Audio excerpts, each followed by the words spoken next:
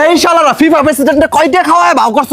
অনেক টাকা এগুলা তো সাধ্যের বাইরে। দুর্নীতি করা আর সরাসরি দুর্নীতি করার মধ্যে তফাৎ আছে। কালকে তোরা সরাসরি দুর্নীতি করছ। এই কোনটা দুর্নীতি করছি রে? কোনটা দুর্নীতি করছি? কি দুর্নীতি করছে মানে আর্জেন্টিনার প্লেয়াররা লাত্তি উষ্টা ঘুষি দিলেও ফাউল ধরে না, আর অন্য দল একটু খোসা দিলে দিয়ে গোল বাদ করে দেয়। ওই এটা খুশা করে কত বড় একটা বাঁশ দাঙ্গ প্লেয়ারের মাথাত বাড়ি মারছে দেখছো? দাদা আপনি তো একটা বুঝের মানুষ, আপনি এখন কালকে কি আর্জেন্টিনা দুর্নীতি করে নাই? হ্যাঁ 100% দুর্নীতি করছে। ওই হ্যাঁ তো কইবে, হ্যাঁ ব্রাজিল সাপোর্ট করে, হ্যাঁ কইতো না।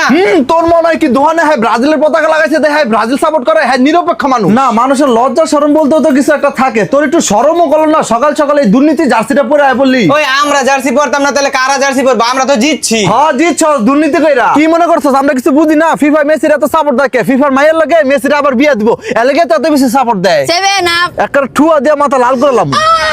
তোরা যে পেনাল্টি ভাতাটা পাস, এটা কি ফিফা একেবারে কাট করে দিছে নাকি যে প্রতি ম্যাচে 4-5টা করে পেনাল্টি করো? আমরা পেনাল্টিতে গোল দিছি রে। পারলে সেনা দিবি, তোকে মেসি তো বুইরা ঝুনায় গেছে গা, পেনাল্টিকেও গোল দিতে পারে না। এই শালা পেনাল্টিতে বাদ পড়া একটা টিম কাগরে পেনাল্টির কথা লইয়া খুশা দিতেছে। 70 মিনিটের পরে ফিফারে বাংলাদেশ থেকে লক্ষ লক্ষ কোটি টাকা পাঠানো হয়েছে, এরপরে সেনা ফিফা তো করে জিতাইছে। এত বড় বড় কথা কইও না।